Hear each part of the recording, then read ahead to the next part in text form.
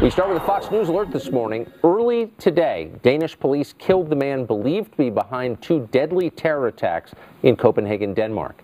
And now we know the still unidentified man was on a terror watch list in that country. And also, Justin, another arrest has been made in Denmark, but it's not yet known if it is related to yesterday's attacks that left 2 civilians dead and 5 police officers hurt.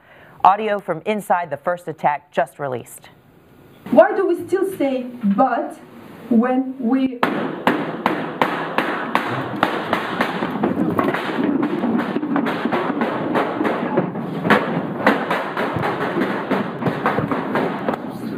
Now, Britain's Prime Minister David Cameron throwing his support behind Danish authorities, saying the shootings in Copenhagen are an appalling attack on free speech and religious freedom.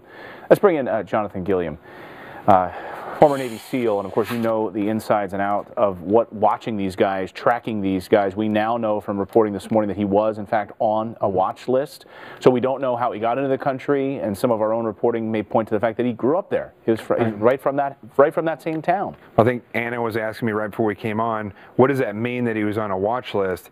It means that they spent a lot of time and effort to track this person, put him on a watch list, but it did nothing to stop him from attacking. So that is something that needs to be looked at. We could put 300,000 people, we could put 10 people on a watch list, but if you're not actively, following them, investigating them, make sure that you can stop it before it happens, degrading and destroying doesn't really exist. And of course, our hearts go out to the folks in Copenhagen. Sure. But we're also thinking about ourselves here and our own terror watch list. So what does that mean for us? And what? Well, it's the same thing here. We have to start looking at these other countries that have been attacked, because every time this happens, Canada was amazing to me, because there were people saying, the innocence of Canada is lost. The world doesn't have innocence anymore. That day is gone now. These are people. This is an ideology that's over 1,000 years old. They're using the same tactics and techniques that they did 1,000 years ago. They just have the technology to go anywhere and to put it online instantly. So nowhere is really safe. I mean, we're safe, but anywhere, the attack can happen anywhere at any time, so you have to be aware. And somebody on Twitter a minute ago accused me of fear-mongering, and if that's the case, I'm okay with that, because what I want people to be is aware. Not necessarily afraid, but look, if you go in a coffee shop tomorrow after the conversation that we had earlier, and you actually look around, and something happens and you run and you get out of there, I did my job and I'm happy with it. So, I mean, this has been a huge debate for the past, 14 years over law enforcement paying more attention to specific communities, immigrant communities, Muslim communities in the United States, and the left has complained that this is racist, etc. Do you think that political correctness influences, in a dangerous way, law enforcement in the United States? Absolutely. And here's the problem with when it's influencing something like what we're dealing with here, which is fundamental Mohammedanism. It's like an iceberg. On the top of the water, you see part of it, but you go underneath the water and it's massive underwater.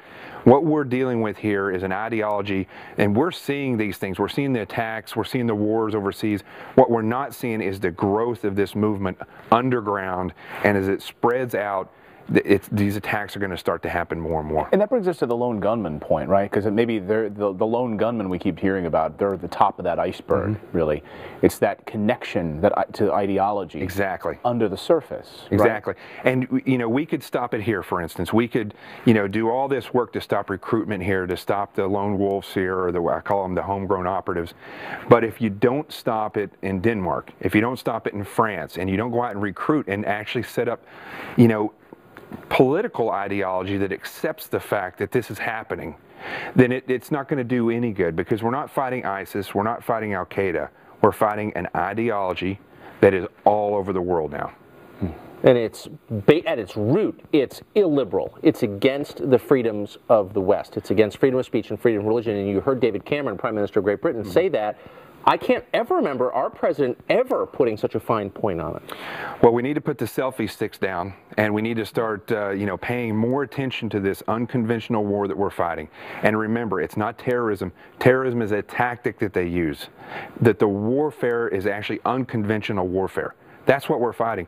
And we need to start thinking in an unconventional way. Otherwise, this is going to continue to spread. What do you think the administration needs? What tools? I mean, we have on the one hand, the administration asking for status of force, a new status of forces agreement so we can actually get money to go after ISIS popping up in all parts of the world. We have reports in Jordan, Tunisia, Saudi Arabia, asking Congress for more money. And yet you have Democrats unwilling and saying, look, I don't want to just write a blank check. We want to know what they need. Right. So what does the administration need to fight this? I like to say that there's no longer Democrat and Republican when it comes to war fighting. There is effective thinking and incompetence, and we need to start looking at it that way.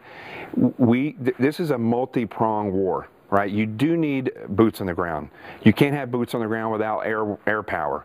But you can't have boots on the ground and air power if you don't understand the ideology.